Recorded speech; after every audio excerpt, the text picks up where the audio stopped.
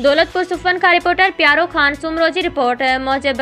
एक हफ़्तो अॻु दौलतपुर भरिसां ॻोठ बचू राहो में मोटरसाइकिल के ज़ोरदार टक्कर लगण सबब दौलतपुर वासी 25 साला सैयद अवैस शाह वलद सैयद नवाज़ अली शाह जिलानी पिण ज़िंदगी की जंग हाराए वियो। पोत थी वयलनि जो अंग ब थी वियो। मरहूम सैयद अवैस शाह जिलानी की जनाज़ नमाज़ दौलतपुर के दरगाह शरीफ सैयद मुक़ीम शाह जिलानी में अदा करे खेसि समय आलन अखियुनि सां मिट्टीअ मां हवाले कयो वियो। संदसि नमाज़ जनाज़ा में पाकिस्तान पीपल्स पार्टी तालके काज़ी अहमद के जनरल सेक्रेटरी सरदार अली डाहिरी,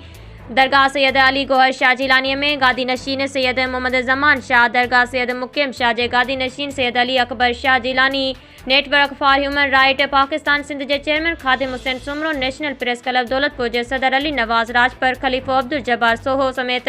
दौलतपुर शहर के सियासी समाजी अखबारन उस्तादन शहर इंसाफ़ ने मुख्तलिफ दरगाह के गादी नशीनन और मुरीदन तोड़े अक़ीदतमंदन वडे अंग में शिरकत कई। जन त सैयद अवैस शाह जिलानी के लाडाणे ते दौलतपुर शहर में माहौल सोगवार बनियल है। संदसि गम में हर खाली नज़र अची रही है, जॾहिं त वारिसनि सां ताज़ियत जो सिलसिलो जारी है।